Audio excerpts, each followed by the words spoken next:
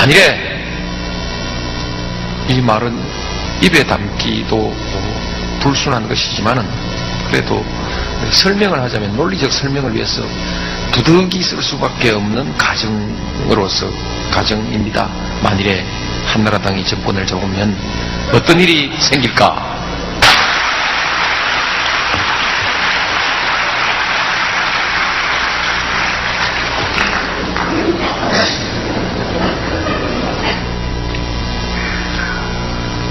민주주의의 일반 원리로 보면은 정권은 왔다 갔다 해야 합니다. 그럴수록 민주주의가 점차 발전하는 것이죠.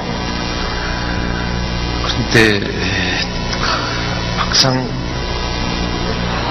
막상 그렇게 되면 어떤 일이 생길까 생각해 보니까 이게 좀 끔찍해요.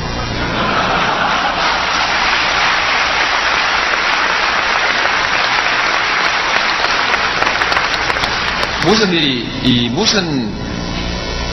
일이 생길까? 한나라당이 무슨 일을 할까? 이것을 예측하자면 한나라당의 전략을 보아야 하는데 한나라당의 전략이 무엇인지 알 수가 없습니다. 책임 있는 대안을 내놓는 일은 거의 없고 앞뒤가 맞지 않는 주장과 행동 그리고 말과 행동이 다른 주장이 너무 많아서 종잡을 수가 없고요. 한 가지 분명한 것은 무책임한 정당이라는 것은 분명합니다.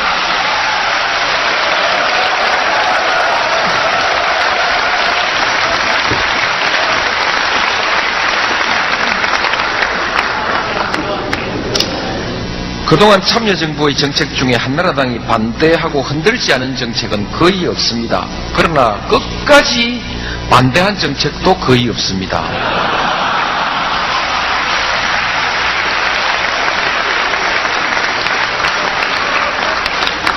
정부 정책이 나오면 온갖 이유를 들고 나와서 반대하고 흔들고 하다가 막상 정책을 심의하고 표결할 때는 슬그머니 물러서서 찬성표를 던집니다. 그리고 아무 일도 없었던 것처럼 행동합니다.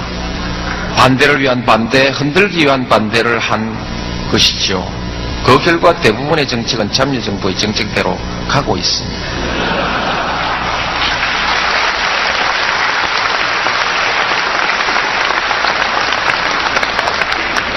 결국 아까운 시간만 낭비하게 하고 정책의 효과만 죽여버린 것이죠. 참으로 무책임의 모범을 보여주고 있습니다.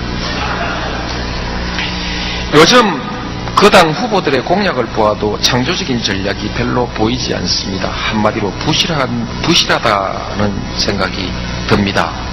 막연하게 경제를 살리겠다, 경제 대통령이 되겠다 이렇게 말하는 것은 전략이 없는 공허한 공약입니다. 공약이라 할 것도 없고 그냥 미사여구죠.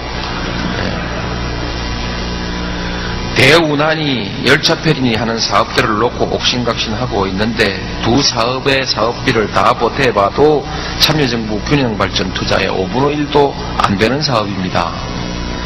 균형발전투자는 정부 청사 건설비와 일부 기반시설 외에는 다 회수되는 것이니 재정부담은 11조 정도에 그칩니다. 대운하 건설비는 단기간에 회수되지 않는 투자입니다. 민자 유치를 한다고 하나 참여할 기업이 있을 리 없으니 하나만한 싸움을 하고 있는 것이라 할 것입니다.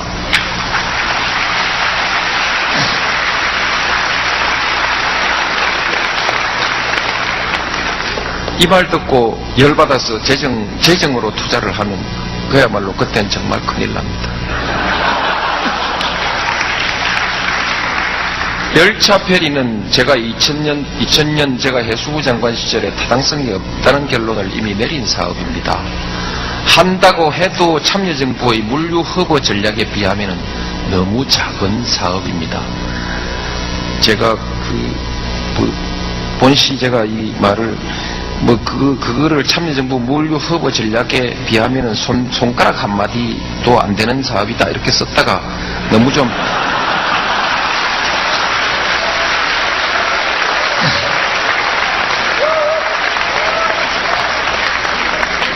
야박하다 싶어서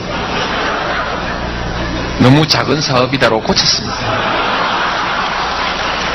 그래서 제가 경과를 설명한 것이고 결론은 손가락 한마디가 아니고 너무 작은 사업이다라고 표현했기 때문에 혹시 또 손가락 한마디 다 이렇게 보도하지 않길 바랍니다. 제가 무슨 코미디언입니까? 왜 자꾸 웃으세요?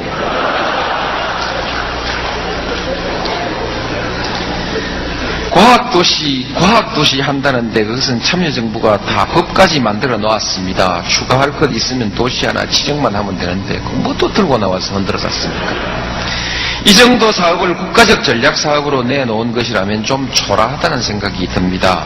지금은 경제정책의 기본 원칙과 방향에 관한 전략적 공약이 나와야 할 시기이지 한두 건 개별 사업 꺼내놓고 옥신각신할 때가 왈가왈부할 때가 아니죠. 그렇지 않습니까?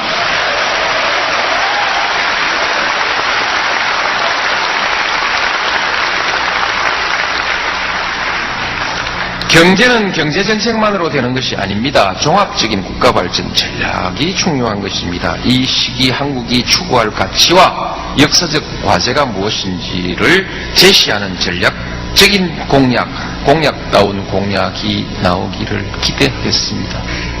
한나라당에 기대하는 것이 아니고 열린우리당에서 내놓기를 기대하는 것이죠. 기대할 때 기대해야 되지 않겠습니까?